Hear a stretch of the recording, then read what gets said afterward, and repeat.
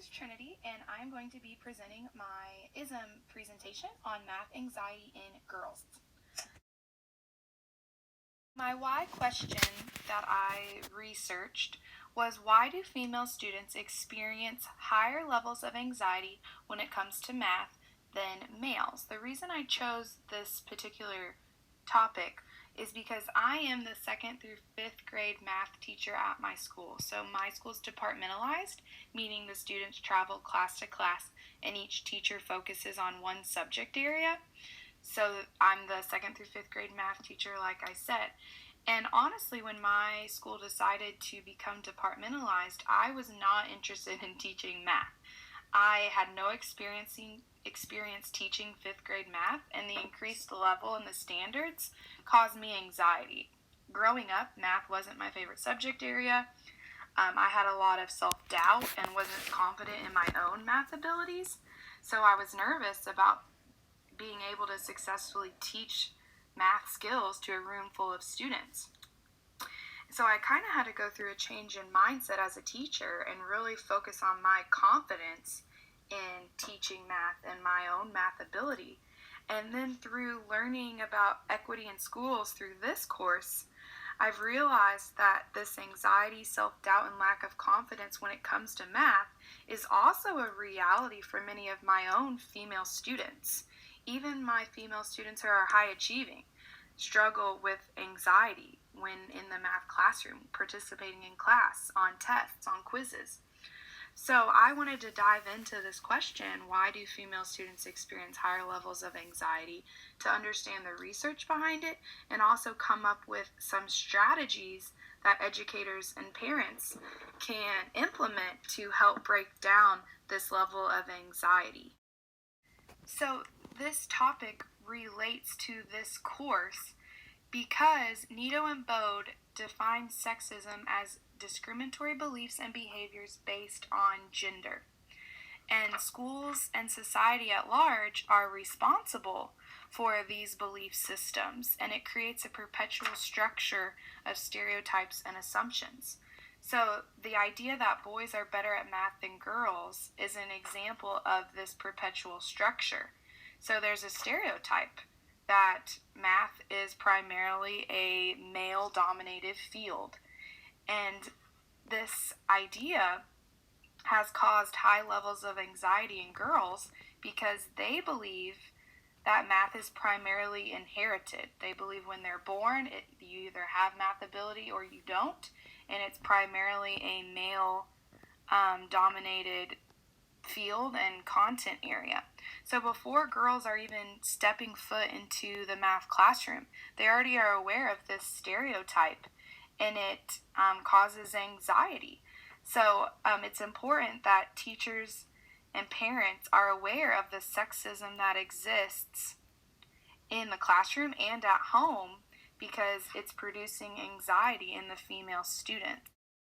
This is an important question to understand as educators because female students, when they experience this anxiety in math, they are more likely to discount a STEM career. And we, as educators, we want equality between the sexes.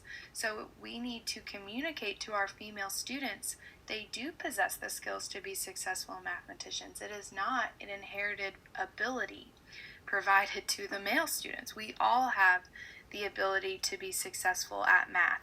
So overall, the research that I conducted proves that social conditioning is a huge reason that females experience this high level of anxiety in math.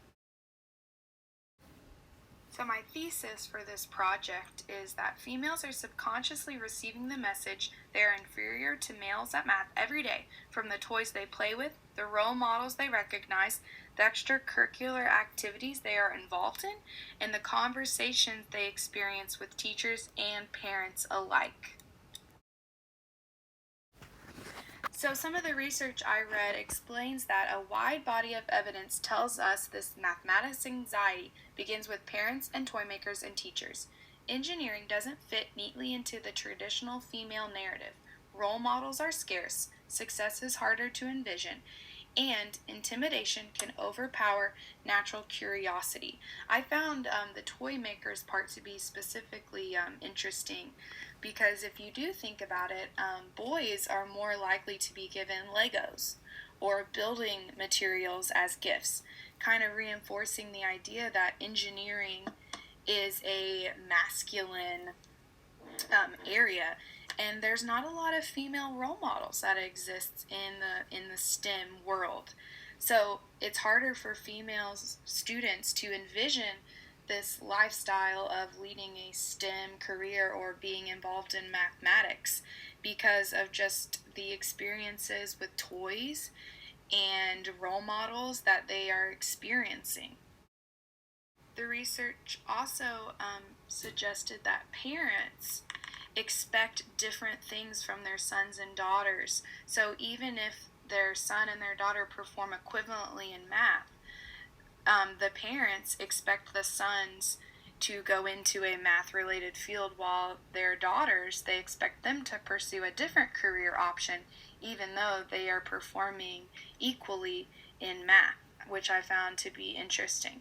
The research also suggests that girls express higher levels of anxiety in math because parents of girls are more likely to devalue the importance of math. So, when working with math homework, if the female student isn't getting it, the parents are more likely to say, oh, that's okay, you're just more of like a language arts person, which just devalues the importance of math and communicates to the daughters, oh, that's okay, you're not good at math, don't worry about it. And then going back to how this relates to this course, implicit bias can foster negative attitudes and lead to damaging stereotypical behaviors. Stereotypes can negatively affect the education, hiring, promotion, and retention of women in STEM. So this stereotype that males naturally excel at math and science over females is literally pushing female students away from engaging in STEM content areas and even from obtaining degrees in this area. So societal forces are literally driving this female anxiety with math. And now we'll get into the strategies. So you've heard the research, but what can teachers actually do to answer this question and break down this stereotype? So it is important for teachers to understand their passion and self-confidence when teaching a subject area is translated to their students. So kind of what I was talking about myself, experiencing anxiety and self-doubt in my own math ability, when I'm teaching it, that is translated. The students pick up on that doubt and lack of confidence, and which reinforces that structure that females aren't good at math. So when you're teaching, it's important to be confident in yourself and express your passion so that the students in your room, can envision themselves being confident and successful in that content area as well. Students believe they have a fixed mindset, so they're either born with math ability or not. So teachers need to make sure to communicate to students that this is not true. You need to foster a growth mindset in the classroom, specifically in math, and help students understand that everyone can be successful at math with hard work and determination, and it's not a fixed innate ability. Teachers can also break down this stereotype by providing informative feedback.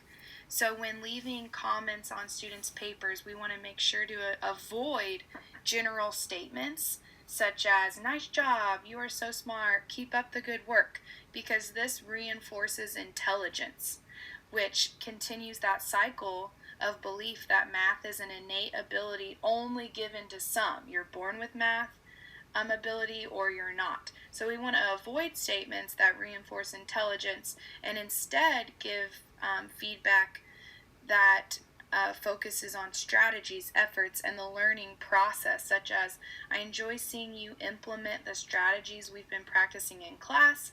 I appreciate you taking the time to show your thinking. So feedback that is more specific and informative. And then briefly, I just want to get into strategies for parents because parents need to be aware of this information so they can be more conscientious of the way they're communicating with their daughters. So many times at conferences, I've even had parents, particularly mothers, say things like, "Oh, I was never good at math as a child," or "My husband is the one who helps with math homework," which is just again reinforcing that stereotype that males are better at math. So parents need to be encouraging while fostering a growth mindset when working with their daughters, and need to explain that their daughters possess unlimited math abilities and that math is associated with hard work. So I think it's important that teachers, if you hear parents, particularly mothers, say comments like this, that you explain the research and explain why that is such a damaging comment to say, because the research does show that as soon as mothers make these comments, their daughter's level of achievement goes down. So as a teacher, be an advocate and explain why they should not be saying comments like that with their female